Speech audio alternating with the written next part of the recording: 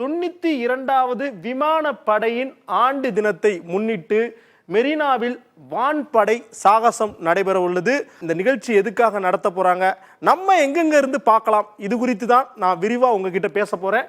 21 ஆண்டுகளுக்கு பின் மெரினாவில் சீரும் போர் விமானங்கள். இதற்கு முன்பு 2003ஆம் ஆண்டு நடைபெற்றது வான் சாகச நிகழ்ச்சி. ஆனால் அதில் கொஞ்சம் விமானங்கள் தான் பயன்படுத்துகிறாங்க. ஆனால் இந்த வான் சாகச நிகழ்ச்சியில் 72 வகையான விமானங்கள் பயன்படுத்த போகிறாங்க. 15 லட்சம் பேர் பார்வையிட வாய்ப்பு அப்படிங்கிற ஒரு எதிர்பார்ப்போட இந்திய இராணுவம் இந்த பணியில் ஈடுபட்டு இருக்காங்க. குறிப்பாக மெரினா கடற்கரை உலகத்திலேயே 2வது பெரிய கடற்கரை. அங்கே இருந்து மிகப்பெரிய மக்கள் கூட்டத்தோட வான் நிகழ்ச்சியை பார்க்க முடியும் அப்படிங்கிறது தான் இந்த திட்டம். இதற்கு முன்பு எங்கெங்கெல்லாம் இந்த வான் சாகச நிகழ்ச்சி, குறிப்பாக விமானப்படை ஆண்டு தின விழா நடந்திருக்குன்னு பார்க்கலாம். சண்டிகரில் நடைபெற்றிருக்கு, டெல்லியில் ரொம்ப அதிக முறை நடைபெற்றிருக்கு, பிரயாக்ராஜில் கடந்த ஆண்டு நடைபெற்றது, பாட்னாவில் 2022ஆம் வருடம் நடைபெற்றது. இதை எல்லாத்துக்கும் அடுத்தபடியாக சென்னையில், தென்னிந்தியாவில் முதல் முறையாக சென்னையில் நடக்க போகுது. என்னென்ன விமானங்கள் பங்கேற்கின்றன அப்படிங்கிற ஒரு எதிர்பார்ப்பு நிலவும். குறிப்பாக தேஜஸ், இந்தியாவிலேயே உள்நாட்டிலேயே தயாரிக்கப்பட்ட தேஜஸ் விமானம் இதில் பங்கேற்க போகுது. இதுதான் ரொம்ப முக்கியம். தேஜஸ் விமானம் நிறைய ஃபார்மேஷனோட பங்கேற்க போகுது. டகோட்டா என கூறப்படுகின்ற அமெரிக்க தயாரிப்பு விமானமும் இந்த சாகச நிகழ்ச்சியில் பங்கேற்க போகுது. இந்த டகோட்டா விமானம் 360 டிகிரியும் சுற்றக்கூடிய அளவிற்கு இருக்கும்.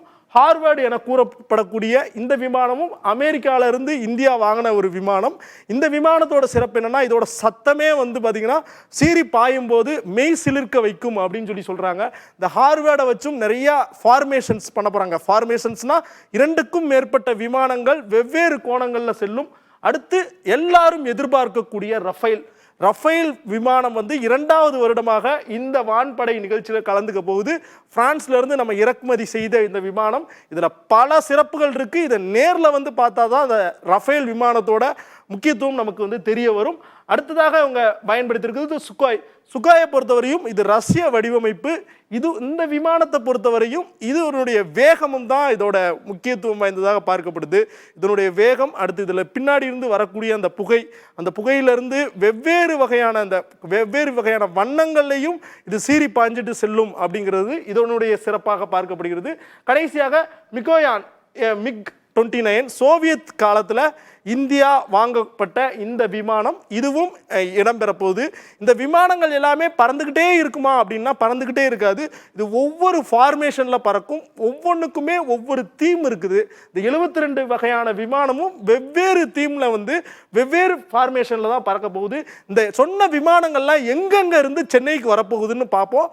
சரியாக காலையில் 10:30 மணிக்கு தஞ்சாவூரில் இருக்கிற விமானப்படை தளம், சூலூர் விமானப்படை தளம், பெங்களூரு விமானப்படை தளம், அரக்கோணம், தாம்பரம், இந்த 5 விமானப்படை தளங்கள்லேருந்தும் இந்த நான் சொன்ன 72 வகையான விமானங்களும் நேரடியாக சென்னைக்கு வரும். அப்போ இந்த பகுதியில் உள்ள அனைத்து ஏர் டிராஃபிக் ரூட்டும் பார்த்தீங்கன்னா டைவர்ட் பண்ணியிருப்பாங்க.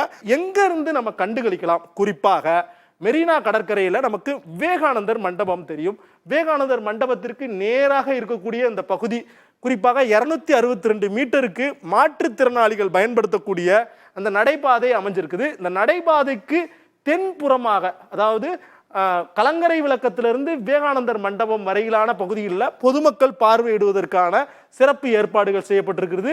அதற்கு மேல் பகுதியில் விருந்தினர்கள் விஐபிலாம் கலந்துப்பாங்க அப்படிங்கிறது சொல்லப்படுது. மெரினா பீச்சில் இருந்து தான் பார்க்க முடியுமா அப்படின்னு சிலர் கேட்கலாம். கிடையாது, இது வானத்தில் நடக்கிறதுனால வானம் எல்லாத்துக்கும் பொதுவானது தானே. அதனால திருவல்லிக்கேணி, மந்தவெளி, பெசன்ட் நகர், கோவளம் ஆகிய பகுதிகளில், அதாவது திருவல்லிக்கேணியிலிருந்து கீழே ஈசிஆர் வரையும் இருக்கக்கூடிய பகுதிகளில் வாழக்கூடிய மக்கள் தங்களோட வீட்டு மொட்டை மாடியில் நின்று, உயரமான பகுதிகளில் நின்று மேலே பார்த்தாலே அந்த வான் சாகச நிகழ்ச்சிகளை பார்க்க முடியும். இதில் மொத்தமாக 15 லட்சம் பேர் கலந்துப்பாங்கன்னு எதிர்பார்க்கப்படுகிறது.